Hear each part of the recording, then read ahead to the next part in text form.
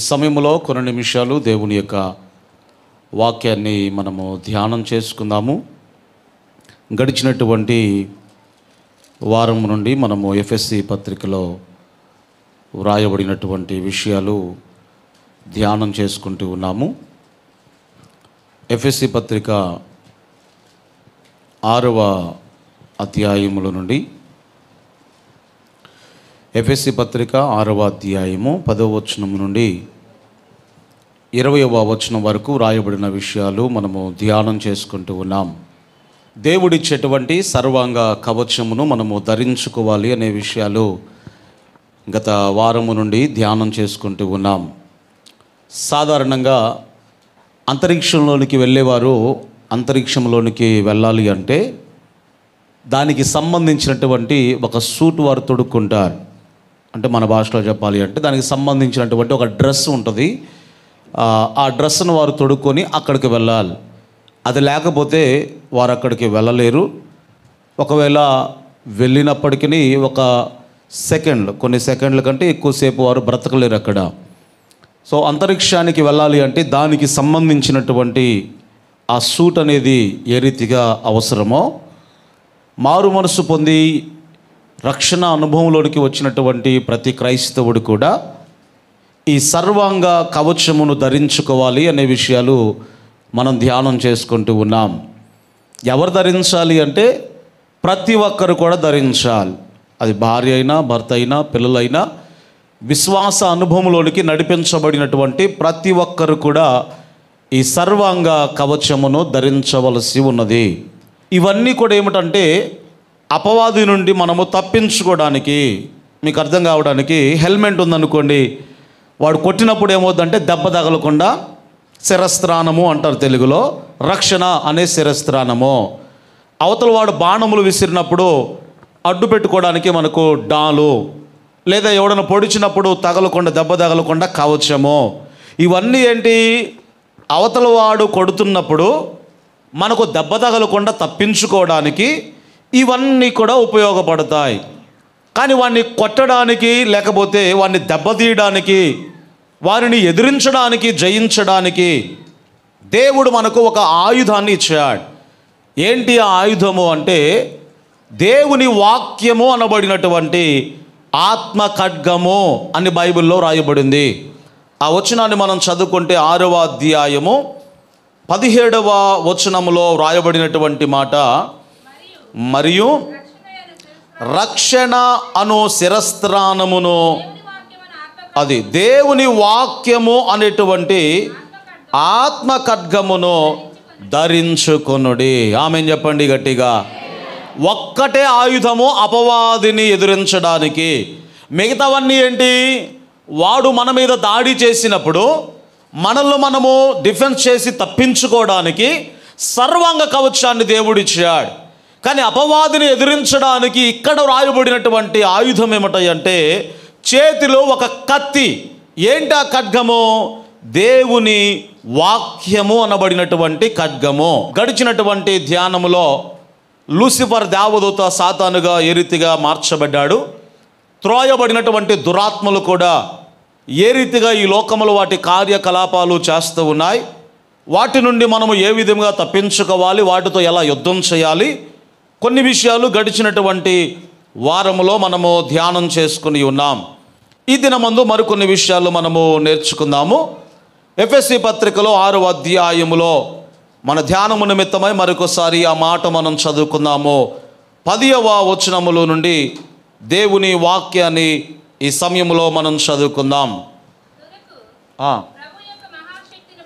తుదకు ప్రభు యొక్క మహాశక్తిని బట్టి ఆయన యందు బలవంతులై ఉండుడి.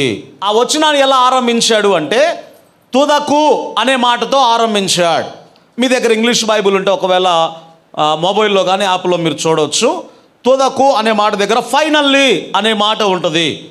మామూలుగా మన స్టైల్లో మనం మాట్లాడాలంటే అంతా చెప్పిన తర్వాత ఇక చివరిగా నేను చెప్పేది ఏంటంటే అంటారు చూసారా, అది పౌలు ఇక్కడ వాడినటువంటి మాట. ఇక చివరిగా నా మాటలు ఏంటంటే అని చెప్తూ ఉన్నాడు.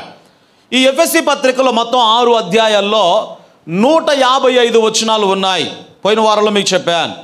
ఈ 155 వచనాల్లో దాదాపుగా 145 వచనాలు కూడా సిద్ధపాటును గురించి వ్రాస్తున్నాడు. ఏ రీతిగా మనము యుద్ధానికి సిద్ధపడాలి, ఏ రీతిగా దేవుని సంఘముగా మనము ఉండాలి, ఆ విషయాలన్నీ కూడా చెప్పుకుంటూ వచ్చాడు. యుద్ధం గురించి మాత్రం మనం చదువుకున్నటువంటి 10 వచనాల్లో వ్రాయబడి ఉన్నాయి. దానికి ఉదాహరణ కూడా మీకు చెప్పాను. పందెపు పుంజులు సంవత్సరం అంతా కూడా వాటికి ట్రైనింగ్ ఇస్తారు. 2 వ్యక్తులు ఉంటారు, వాటి ఆహారం వేరే ఉంటుంది. అలా సంవత్సరం అంతా కూడా ట్రైనింగ్ ఇచ్చిన తర్వాత అవి పందెంలో ఎంతసేపు ఉంటాయి అంటే నాకు తెలిసి 30 సెకండ్లు లేకపోతే 1 నిమిషం. ఎంతసేపు ఉంటాయి ఉంటే 30 సెకండ్లు లేదా 1 నిమిషం ఉంటాయండి. ఈ నిమిషంలోనే ఓడిపోవడమా లేకపోతే గెలవడమా? 1 నిమిషం పోరాటం చేయడానికి సంవత్సరం అంతా కూడా అది ఏ రీతిగా సిద్ధపడతా ఉందో, ఇక్కడ పౌలు కూడా ఈ 145 వచనాలు సిద్ధపాటు గురించి మాట్లాడుతూ 10 వచనాల గురించి మనం యుద్ధం చేయాలి అనేటువంటి విషయాన్ని గురించి ఇక్కడ మాట్లాడుతూ ఉన్నాడు. సరే, ప్రభునందు ఆత్మీయులరా, మనం యుద్ధం చేయడానికి శక్తిని ఎవరిస్తారు అంటే ఇక్కడ పౌలు అన్నాడు కదా, యుద్ధోపకరణాలు మీరే ధరించాలి, యుద్ధోపకరణాలు ధరించి యుద్ధం కూడా మీరే చేయాలి. కాకపోతే శక్తి ఎవరిస్తారు తెలుసా? దేవుడిస్తాడు అన్నాడు. ఆమేన్ చెప్పండి గట్టిగా. యుద్ధం ఎవరు చేయాలి? మనం తిని పడుకుని నా యుద్ధం కూడా నువ్వే చేయి ప్రభువా, నా పోరాటం కూడా నువ్వే చేయి ప్రభువా అంటే కలవదో.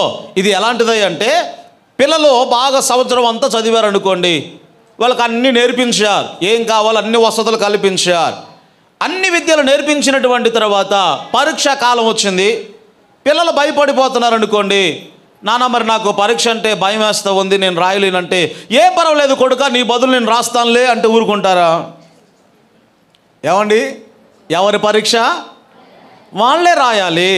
నీ ఆత్మీయ జీవితంలో కూడా విశ్వాస యాత్రలో నీవు ఎదుర్కొనేటువంటి శోధనలు, నీవు ఎదుర్కొనేటువంటి పరీక్షలు ఏవైతే ఉన్నాయో ఎవరి పరీక్ష వారే రాయాలి. కాబట్టి ప్రతి ఒక్కరు కూడా ఏం ధరించుకోవాలి అంటే దేవుడిచ్చేటువంటి సర్వాంగ కవచమును మనము ధరించుకోవాలి. ఎందుకొరకంటే మనం పోరాటం చేసేది ఈ లోక సంబంధమైన శరీరులతో కాదు. పోయిన వారం మనం నేర్చుకున్నాం కదా, మీ అత్తయ్యతోనో మీ మావయ్యతోనో మీ భార్యతోనో మీ భర్తతోనో నీ పొరుగింటి వాడితోనో ఎదురింటి వాడితోనో లేకపోతే శత్రువులతోనో భూ సంబంధమైన వారితో కాదు. మన యుద్ధం ఎవరితో అంటే కంటికి కనబడినటువంటి శత్రువుతో మనము యుద్ధం చేస్తూ ఉన్నాము. కాబట్టి దేవుడిచ్చేటువంటి సర్వాంగ కవచమును మనము ధరించుకోవాలి. ఇప్పుడు వాడిని ఎదిరించాలి అంటే శక్తి ఎక్కడి నుంచి వస్తుంది? మరి మనం చదువుకున్నాం కదా, మీతో కూడా చదివించే కదా ఆ మాట. తుదకు ప్రభు యొక్క మహాశక్తిని బట్టి ఆయన యందు బలవంతులయుండుడి. ఆమేన్ చెప్పండి గట్టిగా. రైట్, దేవుని యొక్క మహాశక్తిని బట్టి అన్నాడు ఇక్కడ. దేవుని యొక్క మహాశక్తిని బట్టి అంటే, మహాశక్తి అంటే 4 తలకాయలు 10 చేతులు వేసుకొని అది కాదు. దేవునికి స్తోత్రం. అంటే ఈయన చెప్పాడు ఒకసారి దేవుళ్ళ గురించి మాట్లాడుతూ, ఆయన పేరు ఏదన్నా మనం వేరే అమెరికా వెళ్ళి ప్రసంగం చేస్తే మెచ్చుకున్నారంటారు చూసారా, స్వామి వివేకానందనా? రైట్, స్వామి వివేకానంద దేవుళ్ళ గురించి ఆయన ఫిలాసఫీ చెప్పాడు. ఆయన చెప్పింది నేను చెప్తున్నాను. ఆయన ఏం చెప్పాడు అంటే, మన భారతీయులు ఆ విషయంలో చాలా తెలివిగల్లోళ్ళు అని చెప్పాడు. ఏ విషయంలో? దేవుని విషయంలో లేకపోతే వివరించే విషయంలో తెలివి కలిగిన వారు అన్నాడు. ఎలాగంటే, నాకు బలం ఉంది అని చెప్పడానికి ఏం చేస్తాం మనం? చెయ్యి ఇలా చూపించి కండ ఇలా చూపిస్తాం, నాకు బలం ఉంది అని చెప్తాం. అయితే మన భారతీయులు ఏం చేశారంటే, మరి దేవుడు మనకంటే బలవంతుడు అని చెప్పడానికి ఏం చేశారు అంటే ఆయనకు ఒక 10 చేతులు పెట్టారట. మీకు అర్థమైందా? మనకు 2 చేతులు ఉన్నాయి, మనకంటే బలం ఎక్కువ ఉందని చెప్పడానికి ఏం చేశారు? 10 చేతులు పెట్టారు. నాకు జ్ఞానం ఉంది అనడానికి ఏం చేస్తారు? మనం వాళ్ళకు ఒక తలక చూపిస్తాం, మాకు జ్ఞానం ఉంది అని చెప్తాం. దేవుడు మనకంటే జ్ఞానవంతుడు అని చెప్పడానికి ఏం చేశారట? ఇంకో 4 తగిలించారట. దేవునికి స్తోత్రం. నేను చెప్పిన మాట కాదు, స్వామి వివేకానంద గారు దేవుళ్ళ గురించి ఆయన ఒక ఫిలాసఫీ చెప్తూ ఆ విషయాలు తెలియజేశాడు. సరే, జాగ్రత్తగా గమనించండి.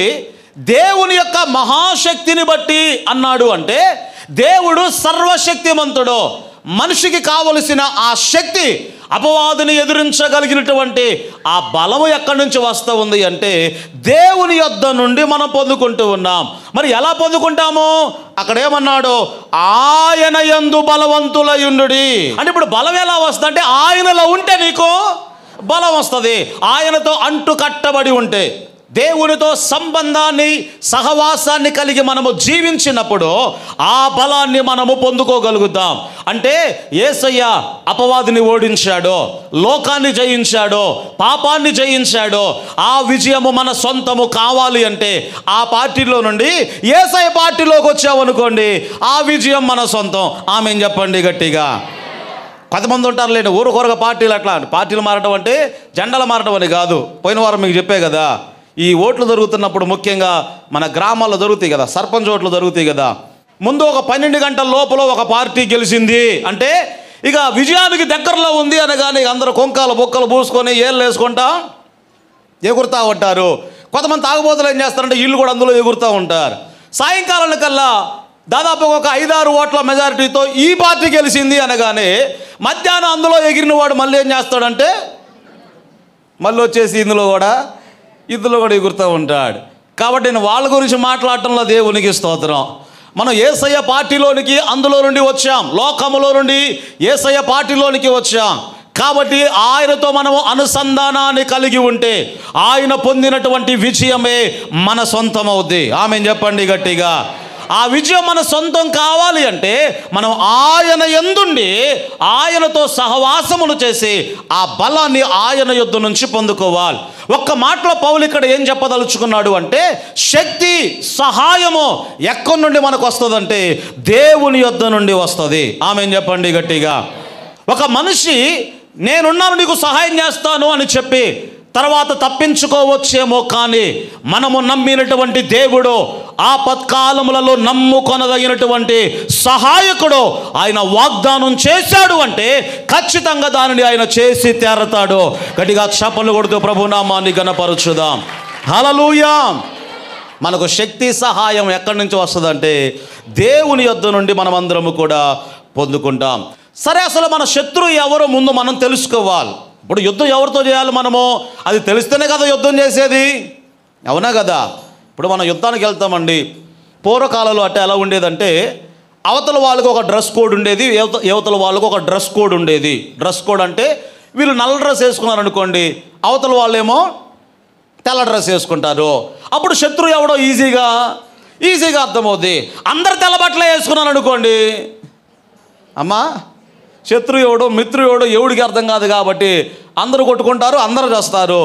అందుకొరకే ఆ రోజులు ఏం చేస్తారంటే శత్రువులు మిత్రులు ఉంటారు చూస్తారా, వీళ్ళు ఒక డ్రెస్ వేసుకుంటే వాళ్ళు ఒక డ్రెస్ వేసుకునే వాళ్ళు. పోరాటంలో కూడా పద్ధతి ఎలా ఉండేది అంటే ఉదయం మొదలుకొని సూర్యుడు అస్తమించేదాకా పోరాటం చేస్తారు. ఎందుకో తెలుసా? సూర్యుడు అస్తమించిన తర్వాత శత్రువు ఎవడో మిత్రుడు ఎవడో తెలియదు కదా, ముఖాలు కనబడవు. కాబట్టి సూర్యుడు అస్తమించే లోపలనే వాళ్ళు ఏం చేస్తారు? యుద్ధాన్ని ముగించాలి. ఆ తర్వాత వాళ్ళు ఏం చేస్తారంటే ఒక బోర ఊదుతారండి. సూర్యుడు అస్తమించాడని బోర ఊదగానే కత్తి పైకి ఎత్తురోడికి మళ్ళీ అలాగే ఆగాలి. మళ్ళీ కత్తి వేటేయడానికి వీలు లేదు, అలాగే ఆగిపోవాలి. ఆ తర్వాత మళ్ళీ రాత్రి పడుకొని మళ్ళీ ఉదయకాలం ఏం చేయాలి? ఆ బోర ఊదినప్పుడు యుద్ధాన్ని మరలా ఆరంభించాలి. అలా జరిగేది ఆ కాలంలో. సరే, జాగ్రత్త గమనించండి. శత్రువు ఎవడో ముందు మనం తెలుసుకొని ఆ వ్యక్తితో మనము యుద్ధం చేయాలి. గలతీయులకు రాసినటువంటి పత్రికల నుండి దేవుని వాక్యాన్ని మనం చదువుకుందాం. గలతీ పత్రిక 5వ అధ్యాయము 15వ వచనములో నుండి దేవుని వాక్యాన్ని మనం చదువుకుందాం. చూడండి. అయితే మీరు ఒకరినొకరు కరచుకొని భక్షించిన ఎడల మీరు ఒకని వలన ఒకడు బొత్తిగా నశించిపోవుదురేమో, జాగ్రత్తగా చూచుకొనుడి. ఈ భాగంలో అపోస్తుడైనటువంటి పౌలు గలతీ సంఘానికి ఉత్తరాన్ని వ్రాస్తూ అక్కడ ఒక వింతైన మాట వాడాడు. మీకు అర్థమైందో లేదో, మీరు ఒకరిని ఒకడు కరుచుకొని భక్షించిన ఎడలా అన్నాడు. కరుచుకోవటం అంటే తెలుసా మీకు? కరవటం అండి, తెలుసా? రైట్. ఒకరిని ఒకరు మీరు కరచుకొని భక్షించిన ఎడలా అన్నాడు. అసలు బైబిల్లో ఎన్నున్నాయంటే ఒకరినొకడు ప్రేమించండి, ఒకరి నిమిత్తం ఒకరు ప్రార్థించండి, ఒకరి బాగోగులు ఒకరు తెలుసుకొనండి, ఒకరిని ఒకరు ఆదరించుకొనండి, ఒకరిని ఒకరు ఆత్మీయతలో ప్రేరేపించుకొనండి, పురికొల్పుకొనండి. ఇన్ని మాటలు ఉన్నాయి. కానీ గలతీ సంఘస్థులు ఏం చేస్తున్నారట? అవన్నీ పక్కన పెట్టి ఒకరిని ఒకరు కరుచుకోవడం మొదలు పెట్టారట. కరుచుకోవడం అంటే అర్థం ఏంటో తెలుసా? ఒకటి మీద ఒకడు చాడీలు చెప్పడము, లేకపోతే ఒకరి మీద ఒకరు నిందలు మోపుకోవడము, ఇలాంటివి ఏవైతే ఉన్నాయి, లేని వార్తలు పుట్టించడము. ఎవరి మీద? బయట ఉన్నోళ్ళ మీద కాదు, సంఘములో ఉన్నోళ్ళే ఒకరిని ఒకరు ఏం చేస్తూ ఉన్నారు? కరుచుకుంటున్నారు. ఎందుకొరకు? వాడికి శత్రువు ఎవడో అర్థం కాలేదు. అసలు మనం ఎవరితో పోరాటం చేయాలి? మనం కలుచుకోవడం ఏంటి? అసలు మన శత్రువు ఎవడితో మనం పోరాటం చేయాలి? ఆ సంఘానికి అర్థం కాలేదు. కాబట్టి మనం పోరాటం చేయాలి అంటే మనకు ముందు ఎవరు తెలిసి ఉండాలి? మన శత్రువు ఎవరు మనకు తెలిసి ఉండాలి. కొత్తగా పోలీస్ జాబ్లోకి ఒక ఆయన జాయిన్ అయ్యాడట. డ్యూటీలోకి అప్పుడే ఎక్కాడు కొత్తగా. ఆయన ఏం చేశాడంటే, ఆ రోజు రోడ్డు మీద ఒక ఆయన కనబడ్డాడు. ఆ వ్యక్తితో ఏం చేశాడు అంటే కాసేపు మాట్లాడి హోటల్కి తీసుకెళ్ళాడు. ఎవరో గమనిస్తున్నారట అదంతా కూడా. వ్యక్తి మీద రోడ్డు మీద వ్యక్తితో మాట్లాడి ఆ వ్యక్తిని హోటల్కి తీసుకెళ్ళాడట. ఇద్దరు కలిసి భోజనం చేశారు. ఆ తర్వాత ఈ వ్యక్తి ఏమో డ్యూటీకి వెళ్ళిపోయాడు, ఆయనేమో మరి ఎక్కడికి వెళ్ళాడు? తన ఇంటికి వెళ్ళిపోయాడు. మొత్తానికి 2-3 రోజులు గడిచిన తర్వాత ఏం చేశారు అంటే, కొత్తగా డ్యూటీలోకి జాయిన్ అయినటువంటి వ్యక్తి పార్టీ ఇచ్చాడు కదా ఆ వ్యక్తికి, ఈయన తీసుకెళ్ళి జైల్లో వేశారట. ఏది? ఈ కానిస్టేబుల్ తీసుకెళ్ళి జైల్లో వేశారు. ఎందుకు వేశారయ్యా అంటే, ఎవరికైతే భోజనం పెట్టించాడో ఆ వ్యక్తి ఆ నక్సలైట్లోనే మళ్ళీ ఉంటారు కదా దళాధిపతి ఏదో అంటారు చూసారా, ఆ నక్సలైట్లో ఒక వర్గానికి ఆయన అధికారట.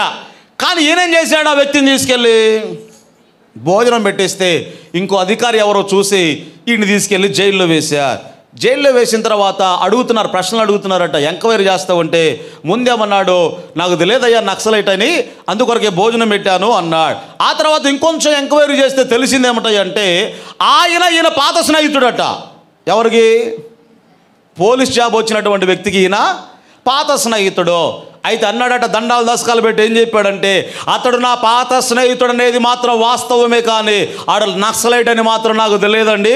ఎప్పట్లాగానే స్నేహంగా నాతో ఉంటున్నాడే తప్ప అతడు నక్సలైట్ అని నాకు తెలియదు అని దండాలు దశకాలు పెట్టి మొత్తుకున్నాడట. కొన్ని నెలలు గడిచిపోయింది, సస్పెండ్ చేశారు. కొన్ని నెలలు అన్ని ఎంక్వైరీలు అవన్నీ చేసిన తర్వాత అప్పుడు తేలినటువంటి ఫలితార్థం ఏమిటంటే, నిజమే వాడు స్నేహితుడే, కానీ వాడు నక్సలైట్ అని ఈ వ్యక్తికి తెలియదు అని నిర్ధారించిన తర్వాత మళ్ళీ పిలిచి హెచ్చరించారట. ఇంకోసారి ఇలాంటివి రిపీట్ అయితే మేము ఊరుకోము అని హెచ్చరించి మళ్ళీ ఆయన ఉద్యోగాన్ని ఆయనకి ఇచ్చేశారు.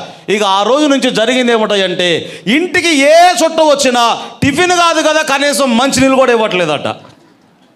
నీకు అర్థమవుతుందా? ఇక ఆ రోజు నుంచి టిఫిన్ కాదు, అసలు ఇంటికి ఏ చుట్ట వచ్చినా మంచినీళ్ళు కూడా. ఏమిరా అంటే, తెలియక నక్సలైట్కి ఏమి ఇచ్చాడు? ఆతిథ్యం ఇచ్చాడు. అంటే ఆ సందర్భాన్ని ఎందుకొరకు చెప్తున్నాను అంటే, నీ శత్రువు ఎవరో నీకు తెలియకుండా వాడితో నువ్వు పోరాటం చేయలేవు. ఈరోజు ఒక చిన్న మాట చెప్పేసి నేను ముగించేస్తాను. మన శత్రువు ఎవరు?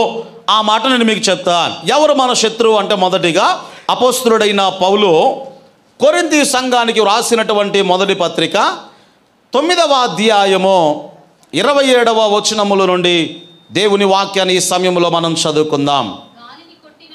గాలిని కొట్టినట్టు నేను పోట్లాడుట లేదు కానీ అన్నాడు. ఆగండి, ఏమన్నాడు అక్కడ? గాలిని కొట్టినట్లుగా నేను పోట్లాడుట లేదు అన్నాడు. దీని అర్థం ఏమిటంటే, ఒక వ్యక్తి నిలవబడి గాల్లో ఇట్లా గుద్దుతున్నాడు అనుకోండి, వాడిని చూసి మిగతా వాళ్ళు ఏమనుకుంటారు? పిచ్చోడు అనుకుంటారు. ఎందుకొరకు? ఈడేంటి గాల్లో ఎదుటి వ్యక్తి ఉంటే ఆ వ్యక్తిని గుర్తే సార్ అది వేరనుకోండి, గాల్లో ఈడు ఇట్లా అనుకుంటున్నాడు ఏంటి అని పిచ్చోడు అనుకుంటారు. ఇక్కడ పౌలు ఏం చెప్పదలుచుకున్నాడు అంటే, నేను పోరాటం చేస్తున్నాను. పోరాటం ఎలాంటి పోరాటం అంటే, గాల్లో ఇలా గుద్దినట్టుగా గాల్లో కొట్టినట్టుగా కాదు నా పోరాటం. మరి ఎవరితో? చదవండి అక్కడ. గాలిని కొట్టినట్టుగా నేను పోరాడటం లేదు, కానీ ఒకవేళ ఇతరులకు ప్రకటించిన తరువాత నేనే భ్రష్టుడనైపోదునేమో అని నా శరీరమును నలగగొట్టి దానిని నేను లోపరుచుకొనుచు ఉన్నాను. ఆమేన్ చెప్పండి గట్టిగా. ఇప్పుడు అర్థమైందా శత్రువు ఎవడో? మొదటి శత్రువు ఎవడయ్య అంటే శరీరము. అతి సమీపముగా ఉండే మన శత్రువు ఎవడయ్య అంటే మొట్టమొదటిగా శరీరమే. ఇక్కడ పౌలు ఏమన్నాడు? గాలితో పోరాడినట్లుగా నేను పోరాటం చేయటం లేదు, కానీ ఇతరులకు ప్రకటించిన తర్వాత నేనే భ్రష్టుడనైపోతానేమో అని దినదినము కూడా నా శరీరమును నలగగొట్టుకొని ఇంకా ఏం చేస్తున్నాడు? దానిని నేను లోపరుచుకొనుచు ఉన్నాను అన్నాడు. ఆమేన్ చెప్పండి గట్టిగా. లోపరుచుకొని ఉన్నాను అనలేదు, కానీ ఏమన్నాడు? లోపరుచుకొనుచున్నాను అంటే అర్థం ఏంటి? అయిపోయిందా లేకపోతే జరుగుతుందా? అంటే ఎప్పుడు దాకా జరుగుతుంది? మనం చచ్చేదాకా, యేసయ్య వచ్చేదాకా జరిగేది ఏమిటంటే, ఈరోజు నా శరీరాన్ని నా ఆధీనంలో ఉంచాననుకోండి, మరల రేపటికి అది జీవాన్ని పోసుకుంటుంది. ఉదాహరణకు ఈరోజు వ్యభిచారం అనే పాపాన్ని చంపితే రేపు మళ్ళీ జీవాన్ని పోసుకుంటుంది. ఈరోజు అబద్ధం అనే పాపాన్ని చంపితే మరలా రేపు జీవాన్ని పోసుకుంటుంది. ఈరోజు గర్వం అనే పాపాన్ని చంపితే మరలా రేపటికి అది జీవాన్ని పోసుకుంటుంది. అందుకొరకే పౌలు ఏమన్నాడు అంటే, ప్రతి దినము కూడా నేను చనిపోతున్నాను అన్నాడు. ఈ సందర్భంలో ఏమన్నాడు అంటే, ప్రతి దినము నా శరీరమును నలగగొట్టుకొని దానిని నేను లోపరుచుకొనుచు ఉన్నాను అన్నాడు. ఆమేన్ చెప్పండి గట్టిగా. హల్లెలూయా. శరీరాన్ని ఏం చేయాలి చెప్పండి? నల్లగొట్టుకోవడం అంటే ఇంత రాళ్ళు తీసుకొని కొట్టుకోవడమా? మరి ఏంటి శరీరాన్ని నల్లగొట్టుకోవడము? ఆ విషయాల గురించి కూడా నేను మీతో మాట్లాడతాను. సరే, మొట్టమొదటిగా మన శత్రువు ఎవరై అంటే అందరు చెప్పండి. ఎవడి శరీరం? అది చెప్పండి. మరి నా శత్రువు నా శరీరం అని చెప్పండి. ఇట్ట కాదు, ఈ చెయ్యి ఇట్టలు కూడా చెప్పరాదండి. దేవునికి స్తోత్రం. అందరు చెప్పండి, నా శరీరము నా శత్రువు. ఇప్పుడు మొదటిగా మనం పోరాటం చేయాల్సింది ఎవరితో? అత్తగారితోనా? మన శరీరముతోనే మనం పోరాటము చేయాలి. సరే, జాగ్రత్తగా గమనించండి. పౌలు ఈ శరీరం గురించి మాట్లాడుతాను అన్నాడు కదా. రోమా పత్రికలో 7వ అధ్యాయము 24వ వచనముల నుండి ఒక వాక్య భాగాన్ని మనం చదువుకుందాం. రోమా పత్రిక 7వ అధ్యాయము 24వ వచనముల నుండి దేవుని వాక్యాన్ని ఈ సమయంలో మనం చదువుకుందాం. అయ్యో, నేను ఎంత దౌర్భాగ్యుడను, ఇట్టి మరణమునకు లోనయ్యేటువంటి శరీరము నుండి ఎవడు నన్ను విడిపించును? నా వైపు చూడండి. ఈ మాటలు పలికింది ఎవరంటే అపోస్తులుడైనటువంటి పౌలు. ఈ పౌలు సామాన్యుడు కాదండి. 11 మంది అపోస్తుల కంటే, అంటే 12వ వాడు ఉరి వేసుకొని చనిపోయాడు, మిగతా 11 మంది అపోస్తుల కంటే ఘనముగా దేవుని పరిచర్య జరిగించినటువంటి వ్యక్తి. అంత మాత్రమే కాదు, ఇప్పటికీ కూడా సంఘములకు కావలసినటువంటి వర్తమానములో 14 పత్రికలు పౌలు ద్వారా వ్రాయబడ్డాయి. దాదాపుగా ఘనముగా పరిచర్య చేసినటువంటి ఈ వ్యక్తి, నేను క్రీస్తును పోలి నడుచుకున్నాను, మీరు నన్ను పోలి నడుచుకొనుడి అని చెప్పినటువంటి ఈ వ్యక్తి ఇక్కడ ఏమన్నాడు తెలుసా? చదవండి ఒకసారి ఆ మాట. ఏమన్నాడు? అందరు చదవండి ఈ మాట. అమ్మా, అయ్యో, ఎంత బాగా అన్నారు అయ్యో అని. అయ్యో అనే మాట ఎట్లా వాడతారు మీరు? అసలు ఎప్పుడు వాడతారు మీరు చెప్పండి అయ్యో అని? అమ్మా, అదే బాధే. ఏ బాధ తెలుసా? తట్టుకోలేని బాధ, విపరీతమైన బాధ వచ్చినప్పుడు గుండెలు బాదుకొని ఏమంటారు? ఇప్పుడు అదే బాధతో మీరు చెప్పండి ఇప్పుడు, అయ్యో నేనంత దౌర్భాగ్యుడను. ఎంత బాధ ఉంటే పౌలా మాట పలుకుతాడండి. నేను ఎంత దౌర్భాగ్యుడను అన్నాడు. నేను క్రీస్తును పోలి నడుచుకున్నాను, నేను పరిశుద్ధతలో క్రీస్తు వలె జీవించాను, పరిచర్య కూడా నా క్రీస్తు వలె నేను చేయగలుగుతున్నాను, మీరు నన్ను పోలి నడుచుకునుడి అని చెప్పినటువంటి పౌలు ఈ సందర్భంలో ఏమన్నాడు? అయ్యో నేనెంత దౌర్భాగ్యుడను, ఇట్టి మరణమునకు లోనయ్యేటువంటి శరీరము నుండి ఎవడు నన్ను విడిపించగలడు అని పౌలు భక్తుడు ప్రార్థన చేస్తున్నాడు. జాగ్రత్తగా మీరు గమనించినప్పుడు పై వచనాల్లో ఈ శరీరం గురించి ఆయన ఏం చెప్పదలుచుకున్నాడు అంటే, నా శరీరము ఏదైతే ఉందో, నేను ఏదైతే మంచి చేయాలనుకుంటున్నానో నేను అది చేయలేకపోతున్నానో, ఏ చెడైతే నేను చెయ్యొద్దు అనుకున్నానో ఈ శరీరము నాతో అదే చేపిస్తూ ఉంది. మళ్ళీ ఏమన్నాడు? చేసేది నేను కాదు కానీ నా యందు నివసించేటువంటి పాపము అన్నాడు. నా యందు నివసించు పాపము అంటే ఈ పాప శరీరం ఉంది చూసారా, ఈ పాప స్వభావం ఉంది చూసారా, నా నూతన స్వభావం అయితే వచ్చింది కానీ ఈ శరీరం అయితే ఇంకా మారలేదు కదా. కాబట్టి అప్పుడప్పుడు శరీరానికి సంబంధించినటువంటి కొన్ని కోరికలు బయటకు వస్తూ ఉంటాయి. అయ్యో నేనంత దౌర్భాగ్యుడును, ఇట్టి మరణమునకు లోనయ్యేటువంటి శరీరము నుండి ఎవడు నన్ను విడిపించగలడు. పౌలు సామాన్యుడు కదండి. ఆయన ఎలాంటి వాడయ్య అంటే ఎన్నో పోరాటాలు ఆయన ఎదుర్కొన్నాడు, చాలా పోరాటాలు.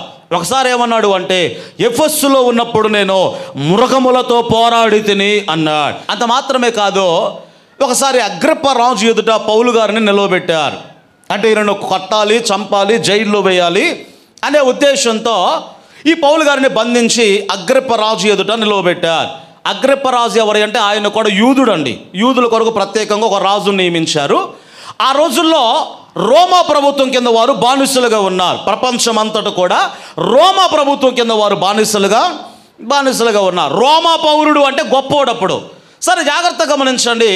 ఈ అగ్రిప్ప రాజు ఎదుట పౌలు గారు నిలవబెట్టినప్పుడు ఏందయ్యా నీ కథ ఏంది, మరి ఏదో ప్రకటిస్తున్నావాట, ఏదో చేస్తున్నావాట, పిచ్చి పిచ్చిగా అందరిని మార్చేస్తున్నావాట మతంలోకి, ఏంటయ్యా అంటే అప్పుడు ఈయన కూడా యూదుడే కదా, పౌలు గారు కూడా యూదుడే కదా.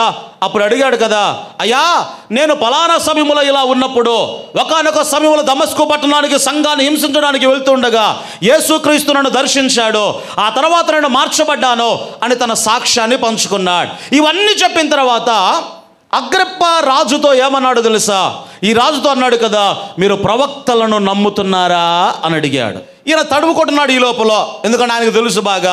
ప్రవక్తలు నమ్ముతున్నాము అన్నాడు అనుకోండి, ప్రవక్తలు చెప్పిన మాటలు కూడా ఇప్పుడు నమ్మాలి. ప్రవక్తలు ఎవరిని గురించి చెప్పారు? మెస్సయ్య వస్తాడని చెప్పారు కదా, ఆ మెస్సయ్య క్రీస్తు అని చెప్తాడని నాకు తెలుసు బాగా. మీరు ప్రవక్తలు నమ్ముతున్నారా అని పౌలు అడిగితే మరి అనే లోపలనే పౌలు ఏమన్నాడు తెలుసా? నాకు అర్థమైపోయింది మీరు నమ్ముతున్నారని నాకు తెలుసు అన్నాడు. ఏమన్నాడు? మీరు నమ్ముతున్నారని నాకు తెలుసు అన్నాడు. ఒకవేళ నమ్మట్లేదు అన్నాడు అనుకో, యూదులు రాళ్ళతో కొట్టి చంపేస్తారు. నమ్ముతున్నాను అన్నాడు అనుకోండి, ఇప్పుడు పౌలు గారు ఏం చెప్తాడు? ప్రవక్తలు చెప్పిన మాటలు కూడా నమ్మాలి కాబట్టి మెస్సియాను మీరు నమ్మాల్సిందే అంటాడు. ఏం చెప్పాలో అర్థం కాక ఎంత సులభంగా నన్ను క్రైస్తవుని చేయజూచుచున్నావే అని చెప్పి కోర్టు వాయిదా వేస్తున్నాను అన్నాడు. అంతే. ఏమన్నాడు? ఇక ఏం చెప్పాలో అర్థం కాలేదు. ఇంత సులభంగా నన్ను క్రైస్తవుని చేయజూచున్నావే అని కోర్టు వాయిదా వేస్తున్నాను అన్నాడు. అంటే న్యాయం చెప్పాల్సినటువంటి అధికారులు కూడా, రాజు స్థానంలో ఉన్నవారు కూడా పౌలు గారికి భయపడ్డారండి.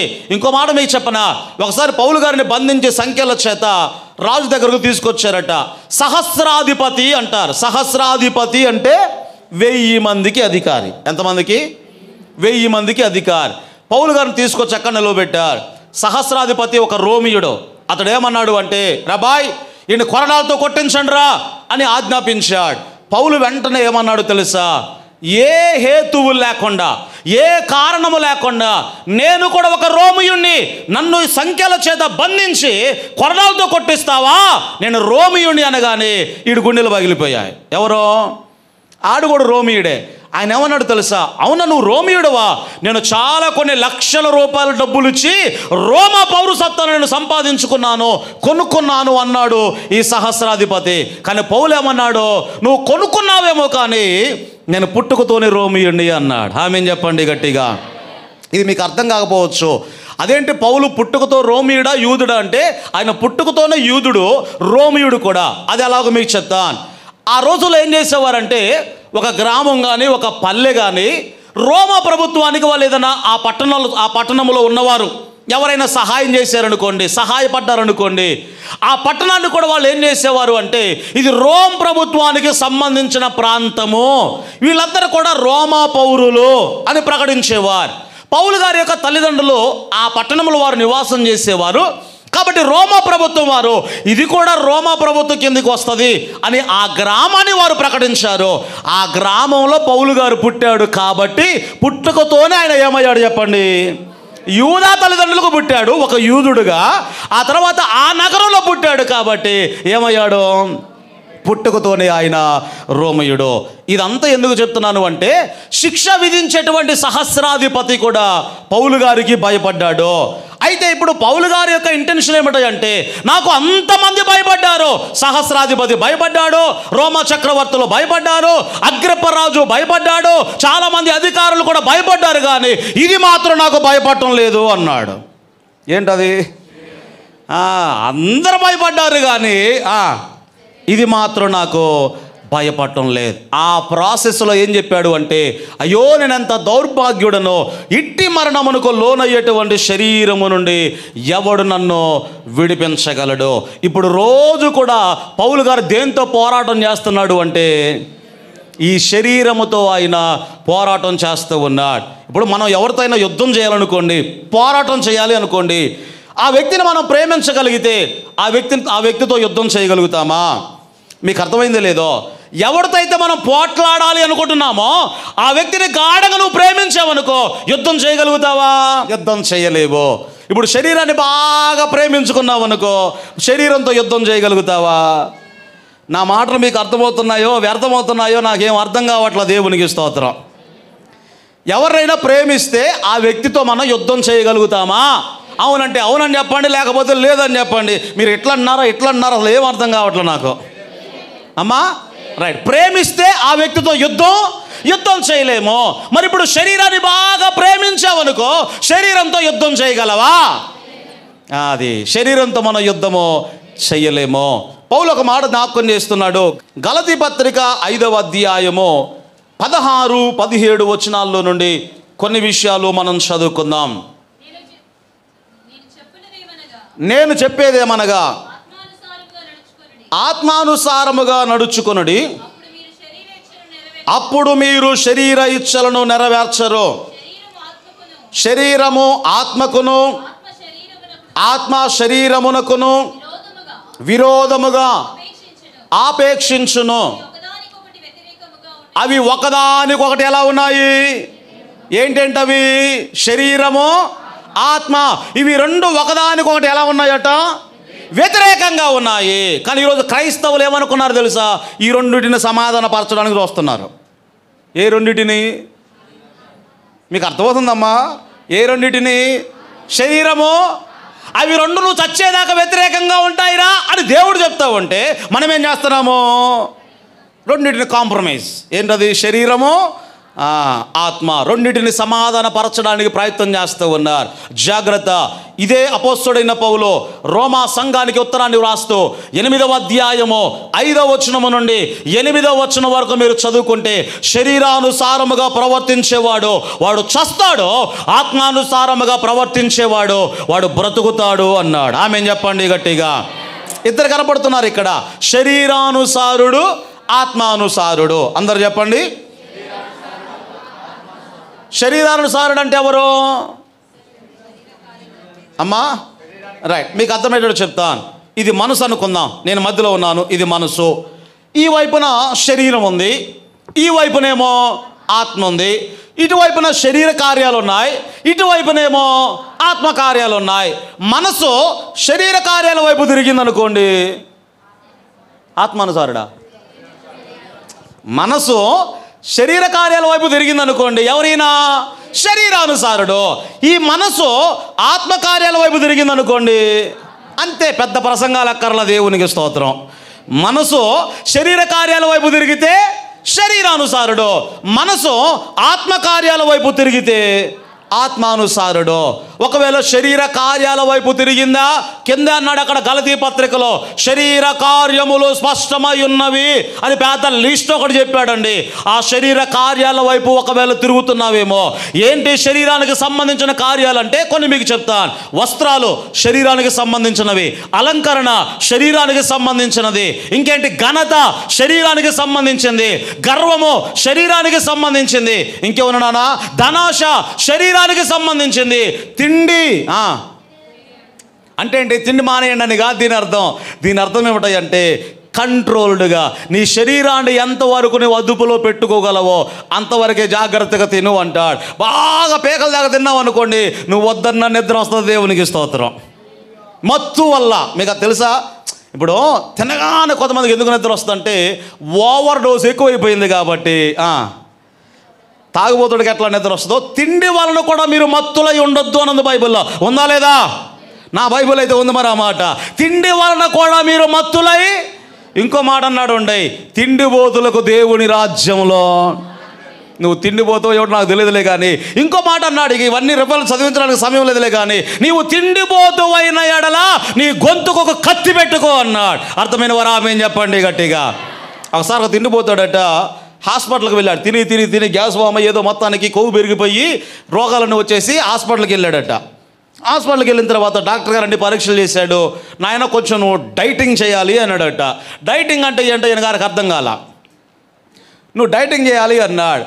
సరే అప్పుడు ఏంటో చెప్పండి, ఎట్లా ఉండాలి, ఏం తినాలో చెప్పండి అంటే, ఏమి లేదు, ఉదయం పూట ఒక 3 ఇడ్లీలు తిను, మధ్యాహ్నం పూట ఒక 2 రొట్టెలు తిను, కొంతకాలం సాయంత్రం పూట కూడా 5-6 లోపల ఒక 2 రొట్టెలు తిను అన్నాడు. ఉదయం 3 ఇడ్లీలు, మధ్యాహ్నం 2 చపాతీలు, సాయంత్రం అందులోకి ఏదైనా కూర, ఆకుకూరలు లేకపోతే ఏదో కూర, అట్లా డైటింగ్ చేయయ్యా, కొంతకాలం బ్రతుకుతావు అన్నాడు. సరే మందులు తీసుకున్నాడు. వెళ్తూ వెళ్తూ డాక్టర్ గారిని ఏం అడిగాడు అంటే, అయ్యా మీరు ఉదయం 3 ఇడ్లీలు, మధ్యాహ్నం 2 చపాతీ, సాయంత్రం 2 చపాతీ చెప్పారు కదా, అవి భోజనానికి ముందా భోజనం తర్వాత అని అడిగాడట. డాక్టర్ గారు ఏం చెప్పాడు, భోజనం మానేసి అది అంటారా అని చెప్తే, ఈడేంటి అది మానే పనే లేదు, అదే కానీ ఇదేంటి భోజనానికి ముందా భోజనం తర్వాత. మీరు తినండి మంచిదే, తిండికి తగ్గట్టు మీరు పని ఎంత ఉంటుందో మీకు అర్థమవుతుందా, మీ పని ఎంతవరకు ఉందో ఆ పనికి తగ్గట్లుగా మీరు ఏం చేయొచ్చు, మీరు ఎంత తింటున్నారో అంత పని మీరు చేయగలిగితే మంచిదే. కానీ అంత పని మీకు లేనప్పుడు తిని తిని తిని ఏమవుతాయి అంటే కొవ్వు. ఎందుకు ఈ మాట చెప్తున్నాడో తెలుసా, మీ దేహము దేవుని ఆలయమై ఉన్నదని మీకు. హృదయమే కాదు, మీ దేహము కూడా దేవుని ఆలయం. మీ దేహము దేవుని ఆలయం అయినప్పుడు దీన్ని జాగ్రత్తగా కాపాడుకోవాల్సిన బాధ్యత మన మీద ఉంది. ఏది పడితే లోపలేయడానికి ఇది డస్ట్బిన్ కాదు. అర్థమైన వారు ఆమేన్ చెప్పండి గట్టిగా. హల్లెలూయా. తగినంత, నీ పనికి తగినంత, నీ శ్రమకు తగినంత నువ్వు ఆహారాన్ని తిను. ఎందుకొరకు ఈ మాట చెప్తున్నాను అంటే, తిండిబోతులకు కూడా దేవుని రాజ్యములో స్థానము లేదు అని లేఖన భాగంలో మనం చూస్తూ ఉన్నాం. కాబట్టి శరీర సంబంధమైన వాటి మీద మనసుంటే నువ్వు శరీరానుసారుడవు. ఇక ఒక మాట మీకు చెప్తాను. కొంతమంది ఏమంటారో తెలుసా, మేము అలంకరణ ఏమేసుకోలేము కానీ అందుకొరకే కాస్ట్లీ బట్టలు. ఏం కావాలి, అలంకరణ విషయంలో ఓకే, కానీ ఏమంటారు చెప్పాలి గట్టిగా. ఆ కారణాన్ని కూడా ఆయన ఉన్నాడు అండి. ఆయన దేనికి పడిపోలా, వ్యభిచారానికి పడిపోలేదో, లేకపోతే మధ్యలో దైవజనులకు అవిధేయత ఆ విషయంలో పడిపోలేదో, తిండిపోతు విషయంలో పడిపోలేదో, దేవుని ఎదిరించే విషయంలో పడిపోలేదో. దేని విషయంలో పడిపోయాడు తెలుసా, కాస్ట్లీ వస్త్రాల విషయంలో పడిపోయాడు. ఎవరో ఆకాను. వాచ్ పెట్టుకుంటాం. ఎందుకు పెట్టుకుంటారు వాచ్? టైం చూసుకోవడానికి వాచ్ పెట్టుకుంటా. కళ్ళజోడు పెట్టుకున్నారు మీరు. కళ్ళజోడు ఎందుకు పెట్టుకున్నారు? హెడేక్ కానీ లేదా సైట్ కానీ ఉంటే, లేదా ఎండకు బాగా పోయినప్పుడు నల్ల కళ్ళజోళ్ళు అట్లా వాడుతూ ఉంటారు. వస్త్రాలు సిగ్గును దాచడానికి, వాచ్ ఉంది టైం చూసుకోవడానికి, కళ్ళజోడు కళ్ళు మంచిగా కనబడడానికి. అలంకరణ మీరు ఎవరైనా సమాధానం చెప్పగలిగితే మీరు ధరించుకోవచ్చు. దేవునికి స్తోత్రం.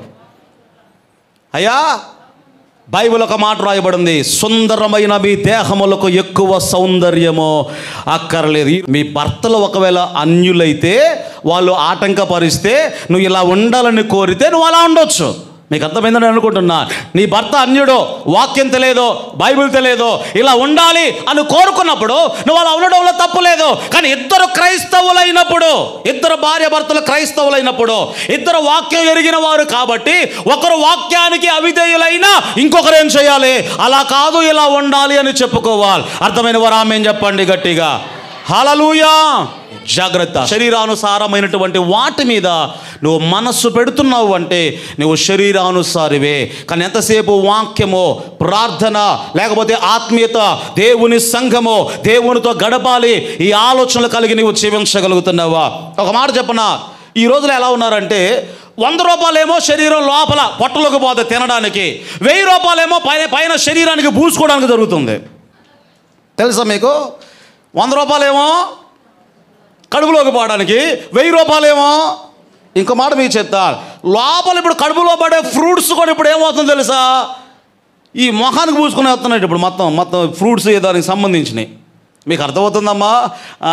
కడుపులోకి పోయాయని ఇప్పుడు ఏం జరుగుతున్నాయి అంటే శరీరానికి పూసుకోవడానికి మొదలుపెట్టారు. పాడైపోయేటువంటి శరీరానికి అన్ని జాగ్రత్తలు తీసుకుంటున్నావే, కుళ్ళిపోయేటువంటి శరీరానికి అన్ని జాగ్రత్తలు తీసుకుంటున్నావే, మరి నిత్యము ఉండేటువంటి ఆత్మ విషయంలో ఇంకెంత నువ్వు జాగ్రత్తను కలిగి ఉండాలి. అదే పౌలు అంటున్నాడు, అయ్యో నేనెంత దౌర్భాగ్యుడను, ఇట్టి మరణమునకు లోనయ్యే శరీరము నుండి ఎవడు నన్ను విడిపిస్తాడో అని పౌలు ప్రార్థన చేస్తూ ఉన్నాడు. కానీ శుభవార్త ఏమిటంటే మన నూతనమైన స్వభావానికి తగినటువంటి నూతనమైన శరీరాన్ని ఇవ్వడానికి అతి త్వరలో నా యేసయ్య తిరిగి రానయ్యున్నాడు. గట్టిగా క్షాపలు కొడుతూ ప్రభు నామాన్ని గణపరచుదాం. కొంతమంది ఎలా ఎందుకు ధరిస్తారో తెలుసా?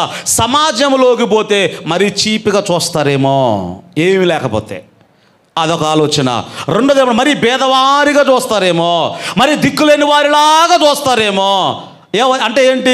ఇతరుల కొరకు అలంకరించుకునేవారు 99%, నేను చెప్పగలను 99% ఎవరి కొరకయ్యా అంటే కార్యక్రమాల దగ్గర అంటే ఒక హోందా అది లేకపోతే మరి ఏమీ లేదు, చీప్గా అట్లా చూస్తారేమో అన్నట్లుగా. నేను ధరించే వారిని విమర్శించడం లేదు, కానీ ఎవరి కొరకు మనం అలంకరించుకుంటున్నాం? నీ భర్త కొరకు అలంకరించుకుంటే అలంకరించుకో. ఎందుకొరకయ్య అంటే భార్య దేహం మీద భర్తకు, భర్త దేహం మీద భార్య, తన భర్త కొరకు అలంకరించబడినటువంటి పెళ్లి కుమార్తె అని లేఖన భాగంలో రాయబడింది. ఒక చిన్న మాట చెప్పి నేను ముగించేస్తానండి. సొలొమోను గురించి యేసయ్య మాట్లాడుతూ ఒకసారి మత్తయి శుభవార్త 6వ అధ్యాయములో 29వ వచనములో ఒక మాట అన్నాడు. ఏమన్నాడు అంటే, జాగ్రత్తగా గమనించండి, సొలొమోను తన వైభవానికి తగ్గట్లుగా అలంకరించుకున్నాడు అని యేసయ్య చెప్పాడు. ఎలా అలంకరించుకున్నాడట? సొలొమోను కట్ట ఎంత బంగారం ఉందో, బంగారం ఎంత బంగారం అంటే చివరికి యుద్ధం చేసేటప్పుడు మన తప్పించుకోవడానికి డాల్ ఉంటుంది చూసారా, చేతిలో డాల్ అండి. ఆ డాల్ యాక్చువల్గా ఇత్తడితో చేస్తారు, కానీ సొలొమోను దాన్ని దేంతో చేయించాడు అంటే బంగారంతో చేయించాడట. దేంతో? బంగారంతో.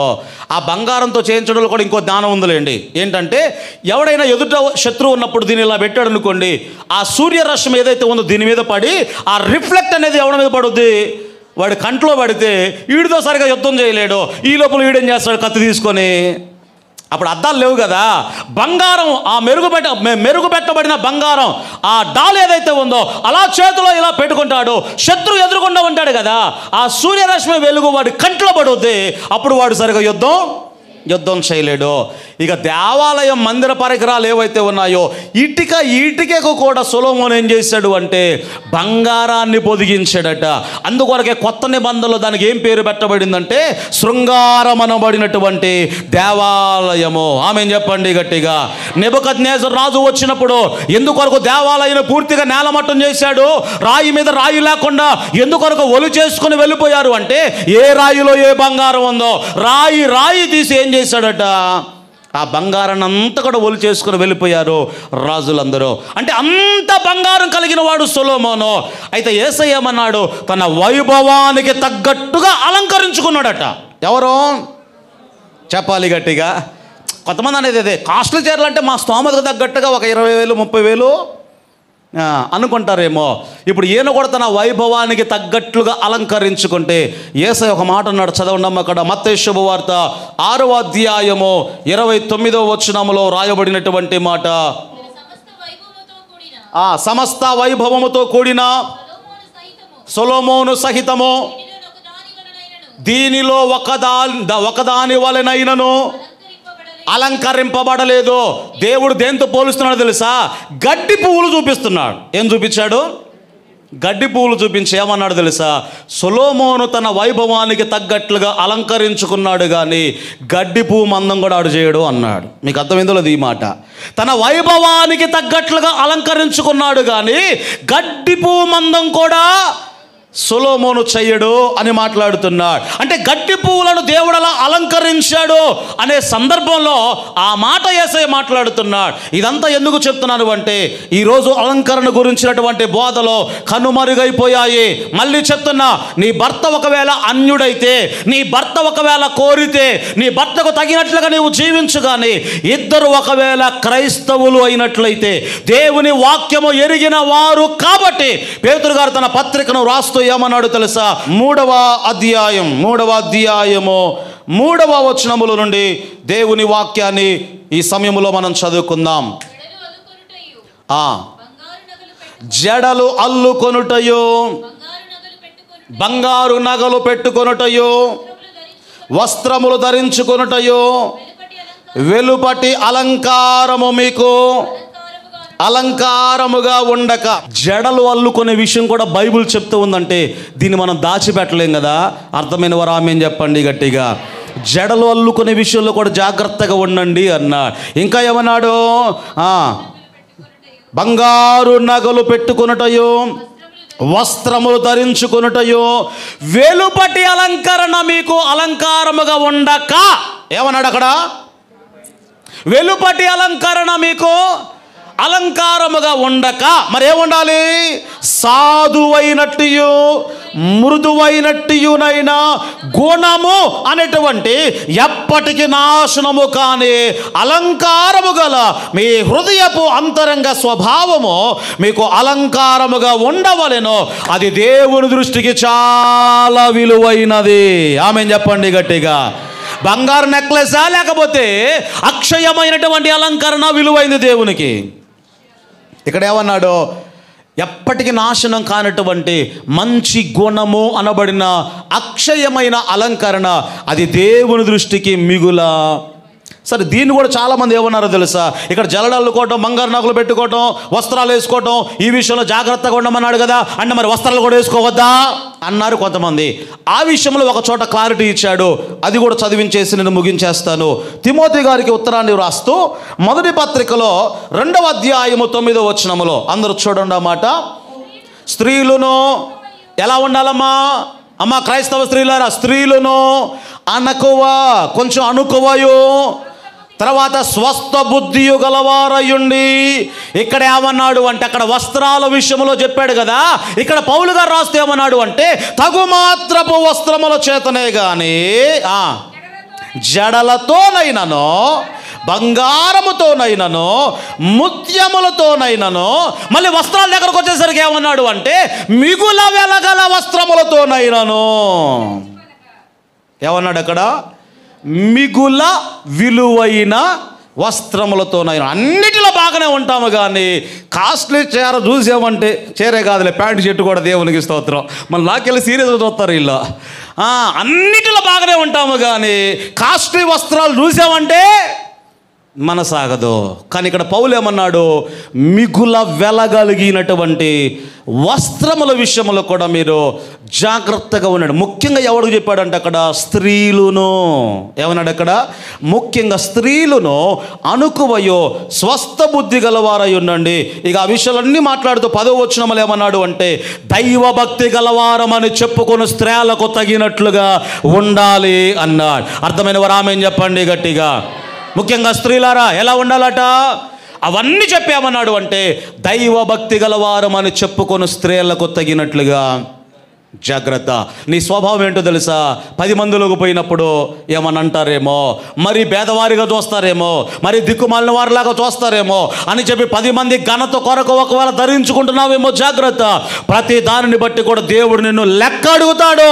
మీ దేహము దేవుని ఆలయమై ఉన్నదని మీకు తెలియదా? ఈ దేహాన్ని జాగ్రత్తగా మనం కాపాడుకోవాలి. కాబట్టి మొట్టమొదటిగా మన శత్రువు ఎవరయ్యా అంటే చెప్పండి గట్టిగా. అందరు చెప్పండి, నా శరీరమే. గట్టిగా చెప్పండి అందరు ఈ మాట. రైట్. కొంతమంది ప్రార్థన ఎలా ఉంటుంది తెలుసా? దేవా యెహోషువ వలె యెరికో కోట గోడలను కూల్చే కృప దయచే ప్రభువా, దావీదు వలె గొల్యాతును పడగొట్టగలిగిన కృప దయచే ప్రభువా, సంసోను వలె సింహాన్ని చీల్చగలిగినటువంటి శక్తి దయచే ప్రభువా అంటే దేవుడు ఏమంటాడు? ముందు నీ శరీరాన్ని జయించు నాయనా అంటాడు. ఏమంటాడు? ముందు నీ శరీరాన్ని నువ్వు జయించు అంటాడు దేవుడు. మన శరీరమే మన శత్రువు. మిగతా విషయాలు వచ్చే వారం ధ్యానం చేసుకుందాం. దేవుని కృప మనందరికీ తోడై నడిపించును గాక.